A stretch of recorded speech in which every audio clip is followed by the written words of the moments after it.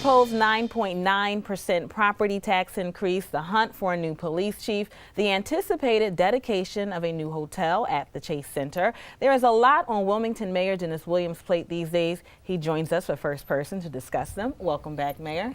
Thank you. It's a pleasure to be here. Yeah, well, let's start with the property tax hike. You explained during your State of the City address why the increase is necessary. Pretty much give us a rundown on how this will actually help the city. Well, we have pension obligations, healthcare obligations that we have to pay for. We have salary mandated increases that's been signed into law, prior to us taking over. We have to abide by that or it'll be a violation of the law. And we have programs like Cure Violence, police overtime, and recreation that I'm not going to cut those projects. And this is why I need this money and summer jobs for our youth. We have to keep our youth busy. We have to engage them. And one of the things we're trying to do is keep our police officers on the street to engage the community, and especially our young folks. This is how you turn cities around. And this is where I am with this 9.9% increase. And I hope everybody follows my lead. If they look at the numbers and they look at the reasons why we have to do this, it's essential. And just so people know, this means basically a $6.54 more increase on the average tax bill? On the average tax bill, it'll be $6.54, correct. Okay. And you mentioned Cure Violence really quick, and I want to talk about that, but later on. But first, in your address, you talked about crime, of course. 27 shooting incidents last year, about 20 or so this year. Is it too soon to celebrate? Well, it's always too soon to celebrate when it comes to violence, because you never know what people's mentality or their thought process when they get a firearm in their hand or want to be violent. We can't stop all the violence. I mean, there was violence when the Bible was being written. We can do everything we can to slow it down and curtail it, which we're doing. I think our new deployment plan is something that is working very effectively. We've saturated areas of the 3-district plan, and when you saturate areas, criminals tend to scatter around when our police officers start to be everywhere. You'll see a police car like going around a certain block like every 10 to 15 minutes. I know for a fact this is happening. I go out in all these districts and I watch myself. Sometimes I know a while back when I first took over, you probably saw a police car every 35 to 40 minutes. But now you see a police car minimum 15 minutes, and you see officers out engaging folks. Officers are out talking to folks. Incident yesterday, some young men had a chair pulled out, was drinking beer. The officer engaged them and said, "This is not where you do this. You go in your backyard or you go in your home." Very professional.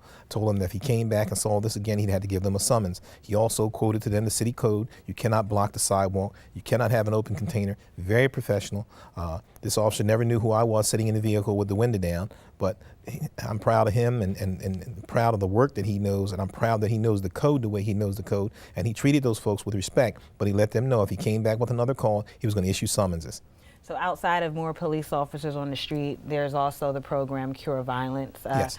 Explain that. Tell us when will it be implemented, and just give us a little more details. We're hoping by the end of April this will be up and running. Cure Violence program is the old ceasefire that was based in Chicago. What they did years ago, they just went out and talked to individuals that was probably on the verge of committing some type of violent act, but they didn't have the medical portion with it. But now we sent Sean Allen to Chicago. There's a healthcare issue. The doctors and surgeons who helped put this program together are talking about violence is a sickness, and it truly is. We can't look at that anymore. Everybody's bad. This Cure Violence program will be a program where we send mediators who are actually trained to go out and talk to these people, to put guns down before violence acts. Okay. Then we will go to the hospitals for people who were wounded and try to talk to them to call their friends and boys not to go out and retaliate. And we will give them options: GED programs, job programs, health and human service programs. Would you rather go through these programs, or do you want us to keep chasing you? I mean, it sounds like it'll work. Oh, we're pretty sure it works. There was a 67% decrease in the target zone in Chicago, Illinois, that they targeted. Now, Chicago's still having its problems, but in the target zone, it was a 67% decrease, not in just gun violence, but violence overall. And then throughout the United States of America, multiple cities, New York, Baltimore, Cincinnati, Kansas City, the crime decreased because of Cure Violence. It's a program that works. I mean, if you go out and talk to people who are on the verge of committing a violent act, if they stop 1 second and listen to you and decide that, wow, this guy just saved my life. Maybe I would have got shot going back to retaliate, or if I shot somebody, I get life in prison. It's a chance to cool off period. People start to think.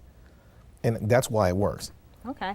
Well, just last week we had Council President Theo Gregory in. He was on set, and he put in his bid for Bobby Cummings to be the police chief. What's the latest with the search? Well, the mayor picks the police chief.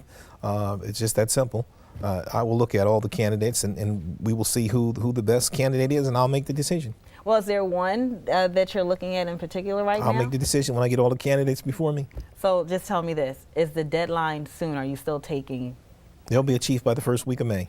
Okay. All right. Well, that's fair enough. Now, since we're on the subject of the police department, you critiqued the department about a year ago, last year. And so want to know, do you think, I don't want to bring up old news, Christine Dunning, former police chief, do you think she took that critique personally, or were you actually talking about someone else? Christine Dunning is a good police officer, and I do believe when she retired, I think she felt that it was time to move on. Being a professional athlete and a professional police officer, you know when it's time to move on. Myself, I knew when it was time to move on. I felt I had outgrown some of the things that I was doing. She knew it was time to move on. There was a tsunami of problems. Me and her both faced. I got in, took over, made her police chief, and it seems like all hell broke loose. Can I say that on the air? Yeah, you can say that. Well, everything broke loose, and me and Christine, it was like we were holding it. You know, we were. She had one hand on the side of the water. I had my hand on the other side, and we were figuring out how are we going to get out of this. And we came to some conclusions, and we did slow down some violence, but then it perked again. Then we knew we just had to make some wholesale changes. And, I talked to her on the telephone late at night, and she was frustrated, I was frustrated. And, we had a conversation one day, and she came into my office, and that was it. It's time to put her papers in, and she felt that she was ready to go. Okay. Well, let's move on to the local economy. We have a new housing project coming up. The Wilmington, the Westin Hotel at the Chase Center is set to open. Tell me about this housing project. It'll obviously create more jobs, and so I know many people are excited about that. Well, this housing project that's going to be done on the west side of Wilmington, there's 450 houses that's going to be built. This is the biggest housing boom since World War II. This will be a 10-year project. There'll be a lot of people working, a lot of contractors involved, and a lot of people from the city of Wilmington will get these labor jobs and other jobs that have been laid off from other positions. The Westin Hotel is here. It should open up in April. It'll be connected to the Chase Center, which is great.